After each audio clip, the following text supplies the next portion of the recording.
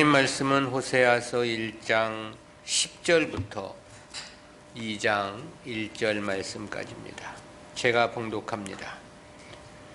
그러나 이스라엘 자손의 수가 바닷가에 모래같이 되어서 측량할 수도 없고 셀 수도 없을 것이며 전에 저희에게 이르기를 너희는 내 백성이 아니란 그곳에서 저희에게 이르기를 너희는 사신 하나님의 자녀라 할 것이라. 이에 유다 자손과 이스라엘 자손이 함께 모여 한 두목을 세우고 그 땅에서부터 올라오리니 이스라엘의 날이 클 것이미로다. 너희 형제에게는 암미라 하고 너희 자매에게는 루하마라 하라. 아멘. 오늘은 신약 구속사와 이스라엘의 회복이라는 말씀으로 제목으로 말씀을 듣겠습니다. 압달락은 호세아의 비운적 가정사를 통해서 이스라엘을 향한 하나님의 뜻을 선포한 말씀이었죠. 이어진 본달락은 신약 구속사와 관련한 예언과 북이스라엘에 대한 회복에 대한 메시지입니다. 1차적으로 하나님은 북이스라엘의 범죄와 패역으로 저들이 하나님께 버림을 받을 것을 분명히 하셨습니다. 때문에 하나님께서는 다른 방법을 통해서 택한 백성들을 구원하실 것임을 천명하신 것이 본문의 말씀입니다. 이러한 본문 내용은 구속사적 교훈까지 넷으로 구분해서 살펴보겠는데요. 첫 번째는 신약 구속사에 대한 예언입니다. 이에 대해서 10절에서 그렇게 말씀을 했죠. 그러나 이스라엘 자손의 수가 바닷가에 모래같이 되어서 측량할 수도 없고 셀 수도 없을 것이며 전에 저희에게 이르기를 너희는 내 백성이 아니란 그곳에서 저희에게 이르기를 너희는 사신 하나님의 자녀라 할 것이라. 이러한 말씀은 심판을 예언하신 앞절과는 분위기가 완전히 다르다는 것을 확연히 느끼게 됩니다. 문맥의 의미에서 보면 북이스라엘을 버릴 것은 분명해 보이죠. 그렇지만 그렇다 해서 하나님께서 자기 백성을 버리시는 것은 아니라는 의미가 전달되고 있습니다. 이 말씀에는 세 가지 의미로 우리가 생각해 볼 수 있겠는데요. 첫 번째는 이스라엘의 멸망과 하나님의 구속사의 함수 관계입니다. 이는 10절 전반절에 함유된 의미인데요. 하나님은 앞에 9절에서 이제 이스라엘은 더 이상 하나님 백성이 아니라고 했습니다. 그런데 10절 전반절에서 이스라엘의 자손의 수가 바닷가에 모래같이 되어서 측량할 수도 없고 셀 수도 없을 것이라고 말씀을 하신 것이죠. 문자적 의미만을 보면 다시 북이스라엘의 회복과 영광이 있을 것이라는 의미로 느껴지기도 합니다. 그래서 그랜드 종합주석에서 보니까 이스라엘의 회복과 번성을 예언한 것이라고 그렇게 주해를 했던데요. 그렇지만 이는 육신적 이스라엘의 회복과 번성을 예언한 것은 결코 아닙니다. 그렇다는 것은 이후 실제 역사에서도 북이스라엘이 회복과 번성을 이룬 바는 없었기 때문에 그렇습니다. 따라서 이 부분은 그렇게 해석할 수 없는 거고요. 그보다는 북이스라엘이 멸망한다 해서 하나님께서 택한 백성을 버리시거나 구원하는 역사가 종결됨은 아니라는 의미로 해석함이 합당합니다. 그것은 북이스라엘을 향해 더 이상 하나님 백성이 아님을 말씀하셨기 때문입니다. 그리고 실제로도 북이스라엘은 BC 722년에 완전히 멸망을 당하고 회복된 바가 없습니다. 그것은 남유다 역시도 마찬가지입니다. 아래 11절에서 이스라엘의 회복을 말씀하기는 하셨습니다. 그러나 그것도 그렇게 괄목할 만한 회복은 아니었습니다. 바벨론에서의 세 차례 귀환의 역사가 있기는 했죠. 그리고 성전을 재건하기도 했고 무너진 성벽을 완공하기도 했습니다. 그러나 귀환민들의 신앙은 이내 타락하고 말았죠. 그 결과 주변의 강대국들의 소용돌이에 빠져 국가의 독립을 이루지 못했습니다. 따라서 본문 말씀에 대해서 어느 모로 보나 이스라엘의 회복과 번성을 말한다는 것은 합당치 않습니다. 그럼에도 여기서 이스라엘의 자손의 수가 바다의 모래같이 많을 것임을 분명히 말씀을 하셨다는 거죠. 이는 성경에 약속된 전체 구속사 개념에서 보면 하나님께서 아브라함에게 주셨던 약속이라고 말할 수 있습니다. 왜냐하면 하나님은 아브라함에게 열국의 압이란 뜻의 이 아브라함으로 계명해 주시고 저로 인하여 천하 만민이 복을 얻을 것임을 말씀해 주셨기 때문에 그렇습니다. 그러므로 이 부분은 보다 근원적 측면에서 이해되고 해석되어야만 하는 것입니다. 즉 이스라엘이 하나님으로부터 버림을 받지만 그렇다 해서 하나님께서 자기 백성을 버린 것은 아니라는 보다 깊은 구속사적인 의미가 담겨 있는 거죠. 즉 하나님은 이제 이스라엘의 혈통이 아니라 다른 방법, 다시 말하면 신약 구속사를 통해서 자기 백성들의 구원 역사를 이룰 것이란 그 개념의 예언인 것입니다. 두 번째는 택한 백성들의 남은 자의 의미입니다. 이스라엘의 자손의 수가 바닷가의 모래 같을 것이란 구속사와 관련된 의미라고 했습니다. 때문에 여기에는 아직도 구원을 받을 택한 백성들의 수요가 많이 남아있다는 그런 의미가 함축되어 있는 거죠. 그것은 역시 이스라엘 자손의 수가 바닷가의 모래같이 되어서 측량할 수도 없고 셀 수도 없을 것이라고 하신 말씀이 그러한 의미를 나타냅니다. 구원의 목적자들은 이미 창세전 선택되었다는 것은 변동될 수 없는 성경의 진리이죠. 때문에 바울은 로마서 8장 30절 구원서정에서 미리 정한 자를 부르시고 부르신 자를 의롭다 하시고 의롭다 한 자를 영화롭게 하실 것임을 말씀했습니다. 그렇다면 구원에 이를 자들의 수요는 절대 더 늘어날 수도 없고 더 줄어들 수도 없는 겁니다. 그것은 이미 창세전에 확정이 되었고 확정된 자들만 부르시고 의롭다 하시며 영화롭게 할 것을 말씀했기 때문이죠. 그런데 호세아가 예언한 이 당시 시점은 제2기 구속사라고 말할 수 있습니다. 제1기 구속사는 아담에서 아브라함까지를 말하는 거고요. 히브리 원본의 족보 기록대로라면 대략 2000년의 세월이 됩니다. 따라서 그 시대 구원에 이른 택한 백성들이 적지 않았을 겁니다. 그리고 다시 아브라함을 믿음의 조상으로 삼으시고 시작된 것이 제2기 구속사인 거죠. 아브라함 때부터 호세아 시대까지는 대략 1400년의 세월이 있습니다.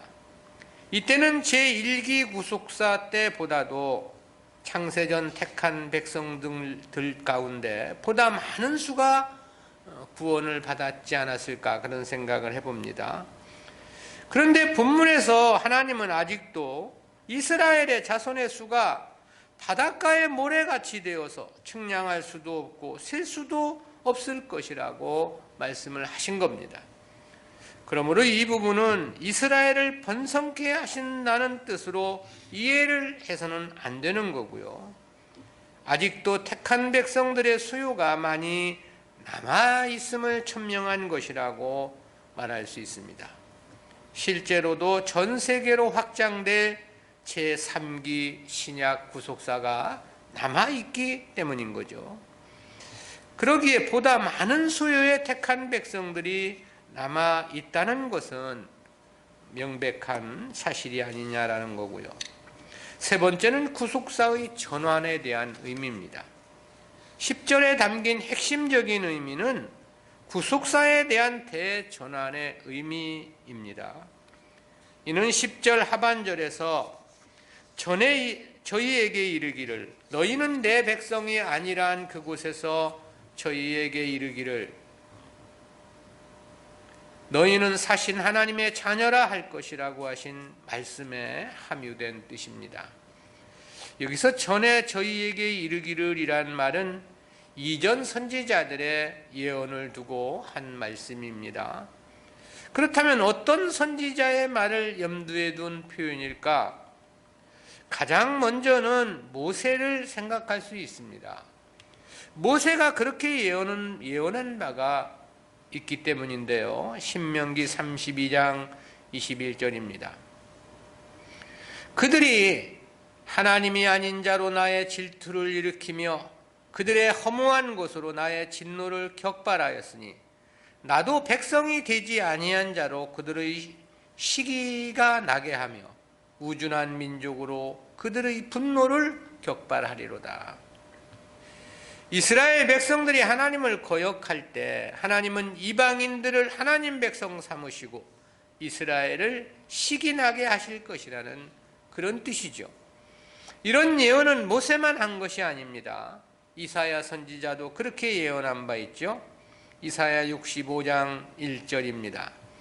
나는 나를 구하지 아니하던 자에게 물음을 받았으며 나를 찾지 아니하던 자에게 찾아냄이 되었으며 내 이름을 부르지 아니하던 나라에게 내가 여기 있노라 내가 여기 있노라 하였노라. 역시 의미는 모세가 예언한 바와 동일합니다.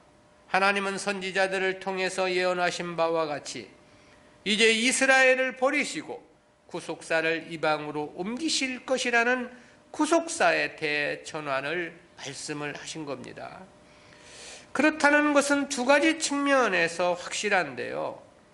첫째는 여기서 표명된 이스라엘 자손이란 언급에 나타나는 의미입니다.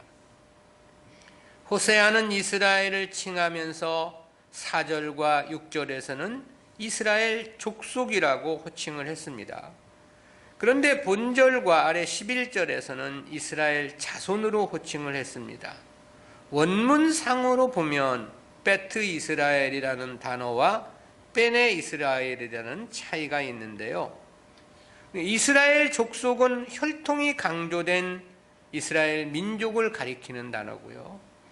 그런데 이스라엘 자손은 백성들 개개인을 뜻하는 의미가 강합니다. 즉 혈통과 민족은 끝나지만 이제는 택한 백성 개개인을 중심으로 자기 백성들을 구원해 가실 것이라는 의미가 여기에 함유되어 있는 겁니다. 두 번째 결정적인 증거는 바울의 증언인데요. 이방의 사도였던 바울은 이방인들의 구원과 관련한 증언에서 본문의 호세아의 글을 인용을 했습니다. 그게 로마서 9장 25절 26절이죠. 호세아 그래도 이르기를 내가 내 백성 아닌 자를 내 백성이라 사랑치 아니한 자를 사랑한 자라 부르리라. 너희는 내 백성이 아니란 그곳에서 저희가 살아계신 하나님의 아들이라 부름을 얻으리라 함과 같으니라.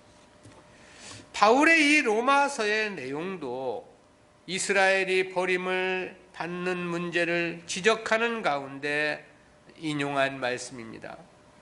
바울은 먼저 하나님께서 이스라엘을 버렸다고 증언을 했습니다.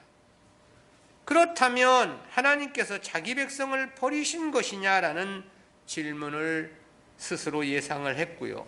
그리고 그 답변에서 호세아의 본문을 인용을 한 겁니다. 즉 하나님은 구약시대 선지자들을 통해서 이미 이방인들을 통해 구원하실 것임을 예언하셨음을 그 증거로 제시를 한 거죠. 그러기에 바로 앞에서는 그런 말을 했습니다. 로마서 9장 24절이죠.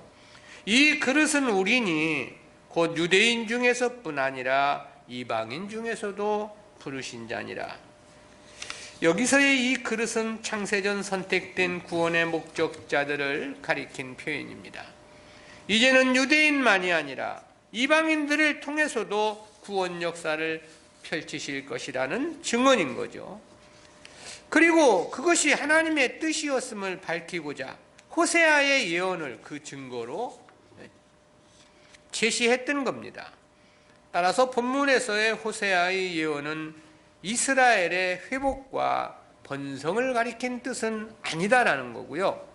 신약 구속사라는 새로운 방법으로의 전환을 밝혀주신 말씀이다라는 것이죠.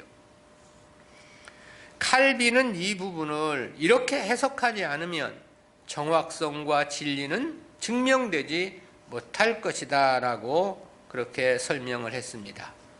즉 이제는 이방인들을 통한 새로운 구속사를 펼치실 것이라는 뜻이 이 말씀에 함유되어 있는 거죠. 하나님께서 아브라함에게 열국의 아비란 뜻의 이 아브라함이란 이름으로 계명해 주신 것도 이미 이러한 하나님의 구속사의 뜻이 예정되어 있었던 것이죠. 그런데 호세아는 이 일을 성취하실 하나님에 대해서 사신 하나님이라고 그렇게 표현을 했습니다. 이 표현에는 두 가지 중요한 의미가 함축되어 있는데요. 첫 번째, 이 명칭은 이스라엘과 열방 사이의 군사적 충돌의 문맥에서 자주 나타나는 단어입니다. 이 경우 살아계신 하나님은 이방의 우상들과는 달리 자기 백성들에게 승리를 주시는 능력 있는 참 하나님이심을 부각시키는 그러한 뜻을 전달합니다. 둘째, 이 명칭은 하나님께서 생명의 주이시고 자기 백성들에게 영원한 생명을 주실 능력을 지니신 분이라는 그런 뜻입니다. 따라서 이방인들을 통해서도 충분히 구원 역사를 펼치실 수 있는 하나님이라는 뜻에서 사신 하나님이라는 호칭을 표명한 것이다 라는 것입니다. 두 번째는 이스라엘의 회복 예언입니다. 앞에 10절은 이스라엘의 버려짐에 대응한 새로운 신약 구속사에 대한 예언이었습니다. 그리고 이어진 11절은 이스라엘의 회복과 관련해서 주신 말씀입니다. 즉 신약 구속사로의 전환이 있겠지만 그러나 그 일은 이스라엘을 회복시켜 저들을 통해 이루실 것이라는 그런 뜻이 됩니다.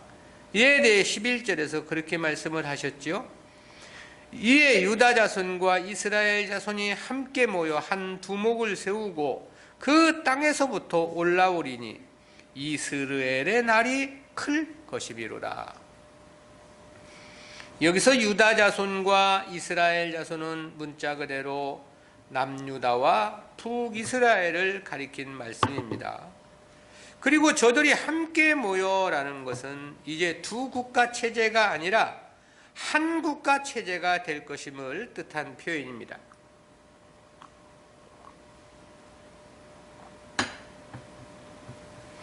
즉 수백 년 동안 분단되었던 북이스라엘과 남유다가 이제 하나로 통합될 것이라는 그런 뜻이죠. 그리고 한 두목을 세우고 그 땅에서 올라오리니라고 했죠. 이는 바벨론 포로 귀환을 가리킨 예언이고요. 따라서 여기서 한 두목이란 수룹바벨을 가리킴이라고 말할 수 있습니다. 저는 1차 바벨론 포로 귀환의 대표적인 지도자였기 때문에 그렇습니다. 북이스라엘이 아수르에 멸망하고 포로로 잡혀갔던 것은 BC 722년이었습니다. 남유다는 그보다 136년 뒤인 BC 586년에 바벨론에 의해 멸망하고 포로로 잡혀갔죠. 그리고 저들이 스룹바벨과 함께 제1차 바벨론 포로 귀환한 때가 BC 537년입니다.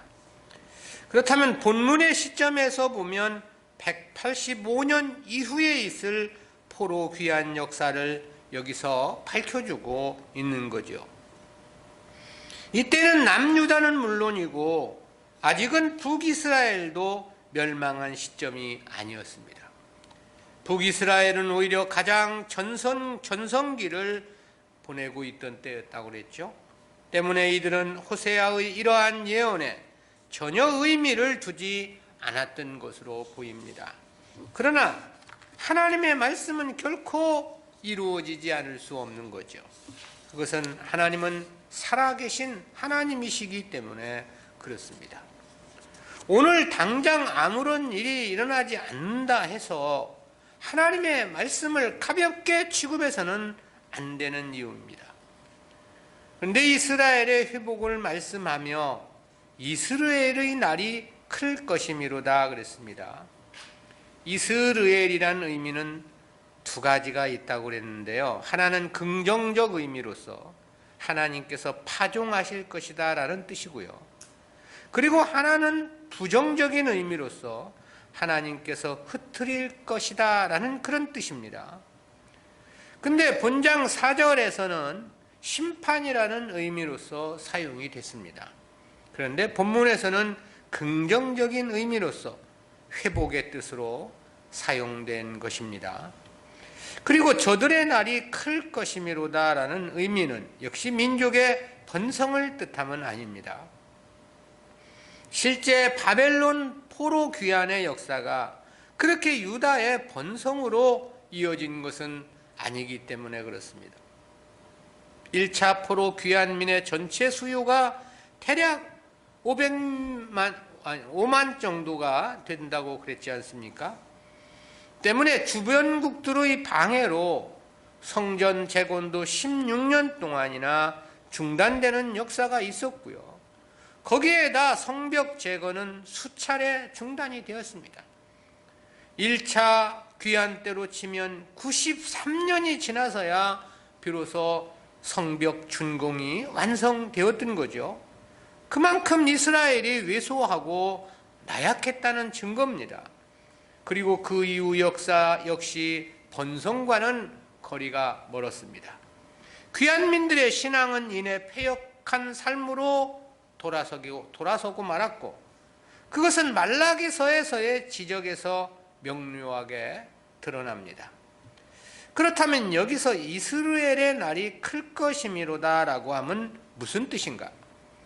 이는 1차적으로는 포로 귀환의 역사가 그만큼 위대한 하나님의 역사라는 의미로서 이해함이 합당해 보입니다. 당시 포로로 잡혀간 이스라엘에 대해서 에스겔서 37장에서 여기저기 말라 흩어져 있는 송장의 뼈로 비유를 했죠. 그런데 그때 에스겔이 하나님의 명에 따라 말씀을 대언하니 말라 흩어진 송장뼈들이 서로 움직여 결합되었다고 그랬습니다. 그리고 살이 돋고 생기가 들어가 살아나 일어나니 지극히 큰 군대를 이루었다 그랬습니다. 즉 도저히 회복 불가능한 상태에서의 회복이었다는 측면의 환상이었던 거죠. 여기서도 그와 같은 의미의 예언이다라는 것입니다. 그리고 다른 하나는 귀환민들의 신앙의 위대함에 대한 표현으로 이해할 수도 있겠습니다. 실제 귀환민들은 그 수요가 지극히 적었습니다. 때문에 수많은 우여곡절, 고난과 능욕의 세월이었죠. 그럼에도 저들은 성전을 재건하고 성벽까지도 완공을 해내고 말았던 거죠. 물론 이는 모두 하나님의 각별하신 도우심의 결과였다고 말할 수 있습니다. 그러나 그 어려운 과정에서 이를 이루어냈다고 하는 것은 실로 심히 위대한 역사였던 것만은 명백합니다. 특히 귀환민의 수요가 지극히 적었고 주변국의 끊임없는 회방 속에서 이루어냈던 결과물이기 때문에 그런 거죠. 세 번째는 변화된 하나님과 이스라엘과의 관계입니다. 이는 2장 1절 말씀에 함유된 의미인데요. 2장 1절은 실제 1장과 한 단락을 형성한 말씀입니다. 그것은 2장 1절이 1장 말씀의 결론이 되기 때문에 그렇습니다. 이스라엘의 회복의 결론으로서 하나님과 이스라엘과의 변화된 관계를 2장 1절에서 그렇게 표현을 했습니다. 너희 형제에게는 암미라 하고 너희 자매에게는 루하마라 하라. 여기서 너희 형제와 너희 자매는 남북 이스라엘을 총칭한 표현입니다. 그런데 그들에 대해서 이제 그 이름을 암미와 루하마라 하라 그런 겁니다. 이는 호세아의 자녀들에게 지어주었던 로암미를 암미라고 바꿔 부르는 것이고 로로하마를 루하마로 바꾸어 호칭한 겁니다. 이는 이스라엘을 향하신 하나님의 태도의 근본적 변화를 나타낸 표현인데요. 본래 암미는 나의 백성이라는 뜻입니다. 그런데 여기에 절대 부정어인 로가 북이 되어서 나의 백성이 아니다라는 의미가 되었던 거거든요. 그것은 로루하마도 마찬가지입니다. 루하마는 하나님의 사랑하심과 긍휼하심을 뜻하는 단어입니다. 그런데 여기에 절대 부정어 로가 북이 되어가지고 긍휼히 여기지 않겠다는 뜻이 되었던 거죠. 그런데 이제 이 부정어를 다 제거하고 암미와 루하마라 할 것을 말씀해 주신 거죠. 그러니 이제는 긍휼히 여기시겠다는 것이고 이제는 나의 백성이라는 뜻이 되는 겁니다. 다시 말하면 이스라엘의 온전한 회복을 이렇게 말씀해 주신 것이죠. 그리고 이 말씀은 185년이 지난 이후 말씀 그대로 성취되게 되었던 것입니다. 우리는 이러한 말씀에서 두 가지 구속사적인 교훈을 생각해 봅니다. 첫 번째는 기회란 무한정 유보되고 허락되는 것은 아니라는 그런 교훈입니다. 그것은 이제 구속사를 이방으로 옮기시겠다고 선언하신 하나님의 말씀 속에 함유된 교훈입니다. 앞서 살핀 대로 호세아의 장자를 이스라엘로 이름할 때만 하더라도 기회는 남아 있었다고 말할 수 있습니다. 두 번째 딸을 로로아마라 할 때도 역시 기회는 아직 남아 있었던 겁니다. 그러나 마지막 아들의 이름을 로암미라 명하셨잖아요. 이는 더 이상 나는 너의 하나님이 아니다라는 뜻이라고 했습니다. 그리고 10절에서 내 백성이 아니란 그곳에서 저희에게 이르기를 너희는 사신 하나님의 자녀라 할 것이라고 말씀을 하셨던 거죠. 이 말씀이 얼마나 엄중한 말씀이었는가는 이스라엘의 역사를 통해서 그대로 보여주고 있습니다. 북이스라엘은 20년을 더 버텨내지 못했습니다. BC 722년에 아수르에 의해서 멸망을 당했기 때문인 거죠. 그리고 전쟁에서 살아남은 자들은 모두 아수르로 포로로 잡혀갔고 사마리아에는 이방인들을 이주시켜 살게 했던 거죠. 그런데 아수르로 포로로 잡혀간 북이스라엘 자손들 가운데 지극히 적은 소수가 제1차 포로 귀환에 동참하는 역사가 있었습니다. 그러나 당시 귀환민들은 하나님의 선민의 지위를 그렇게 오래 유지하지 못했습니다. 이내 신앙은 타락했고 그 결과 하나님은 말라기 선지 이후 철저히 이스라엘을 외면하시고 방치하셨죠. 그렇다는 것은 말라기 이후 400여 년 동안 그 땅에 단 한 명의 선지자도 보내주시지 않았다는 것을 볼 때 그렇습니다. 그리고 그런 과정에서 세계 정세는 아수르에서 바벨론 그리고 다시 바사와 헬라를 거쳐 로마 시대를 맞게 되었죠. 그리고 보내주신다고 약속하신 메시아가 오셨지만 그것은 이스라엘을 위한 것은 아니었습니다. 오히려 이스라엘을 버리시고 구속사를 이방으로 확장하시기 위한 것이었죠. 때문에 바울은 로마서에서 이스라엘의 버려짐을 이야기하며 호세아서의 본문을 인용을 했던 겁니다. 그러니 이러한 역사에서 보면 이때에 박탈당한 선민의 지위는 완전히 기회의 박탈이라고 해석될 수 있습니다. 한마디로 기회는 무한정 유보되고 허락되는 것은 아니다라는 사실이죠. 때문에 성도는 주어진 기회의 소중함을 알아야 합니다. 하나님 앞에 믿음으로 헌신할 수 있는 기회를 얻었을 때 최선을 다해야 하는 거죠. 열 처녀의 비유에서도 보듯 기름을 준비하지 못한 미련한 5 처녀에게 더 이상 기회는 주어지지 않았다고 말씀하고 있습니다. 때문에 솔로몬은 그렇게 권면한 바 있지 않습니까? 전도서 12장 1절입니다. 너는 청년의 때 곧 곤고한 날이 이르기 전 나는 아무 낙이 없다고 할 해가 가깝기 전에 너의 창조자를 기억하라. 성도는 주어진 기회를 10분 활용해야 합니다. 할 수 있을 때 마음과 뜻을 다해야만 하는 거죠. 믿음의 기회라는 것은 무한정 유보되는 것이 아니기 때문에 그렇습니다. 한 번 지나가고 나면 다시는 되찾을 수 없는 기회이기 때문에 그런 것입니다. 두 번째는 하나님은 살아계신 하나님이라는 교훈입니다. 그것은 구속사의 대변혁과 관련한 예언과 함께 하나님을 사신 하나님으로 호칭한 문자적 의미 속에 함유된 교훈입니다. 사신 하나님이라는 표현은 2가지 의미가 있다고 그랬죠. 하나는 이방의 허상뿐인 우상들과 달리 자기 백성들을 직접 보호하시고 승리케 해주시는 능력 있는 참 하나님이시라는 그런 의미가 담겨 있다고 그랬습니다.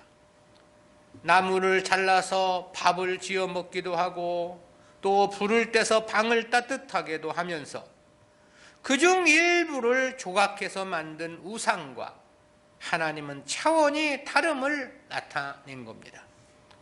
다른 하나는 하나님께서 생명의 주인이시며 자기 백성에게 영원한 생명을 주실 능력을 지니신 분이라는 사실을 함유한다고 그랬습니다.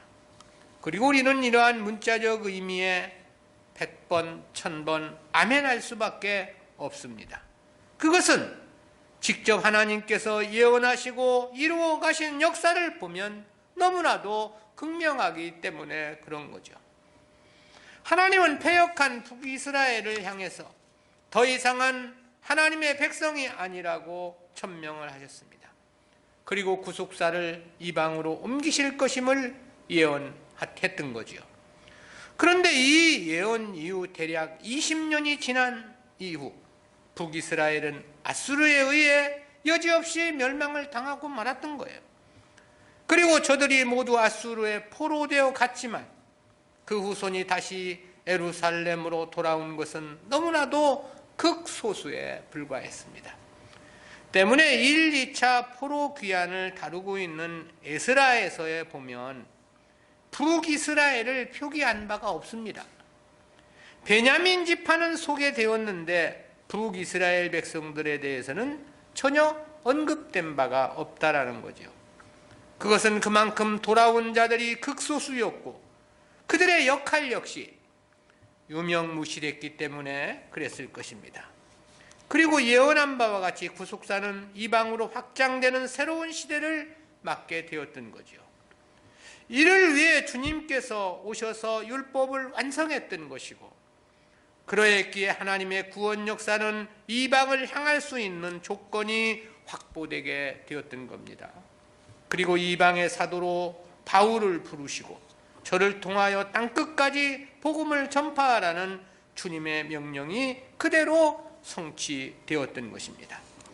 그런데 그러한 역사를 보다 구체적으로 예언하는 본문에서 하나님을 사신 하나님이라고 표현을 한 겁니다. 그야말로 오늘 우리 시대에서 보면 보다 더 하나님은 살아계신 하나님이 분명하지 않느냐라는 것이죠. 오늘날 교회나 성도들은 하나님을 말하기는 하지만 실제 살아계신 하나님으로 믿는 경우는 별로 없는 것 같습니다. 그저 관념 속의 하나님일 뿐인 거죠.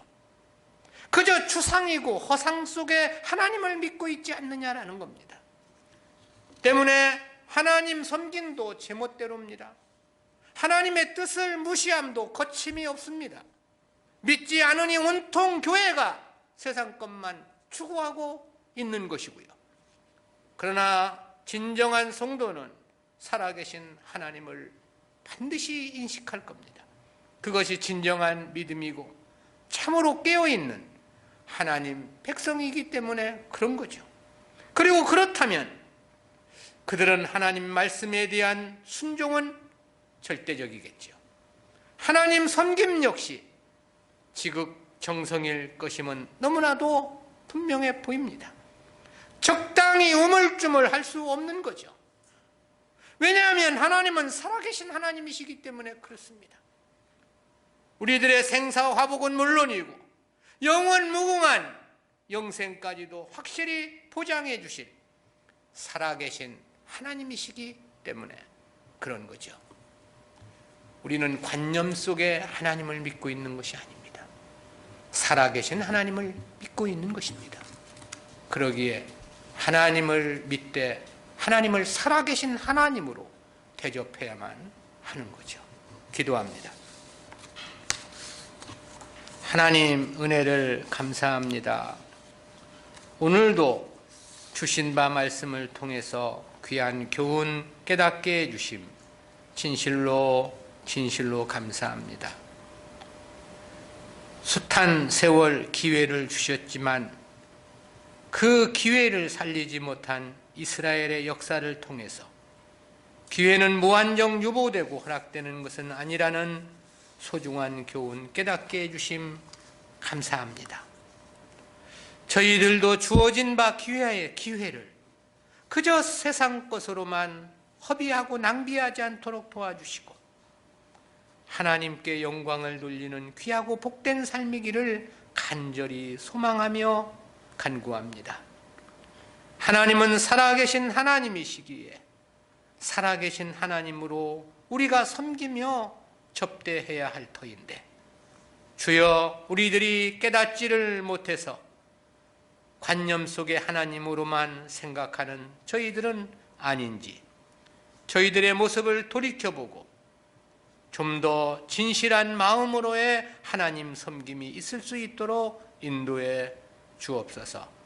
감사드리옵고 예수님의 이름으로 기도드리옵나이다. 아멘.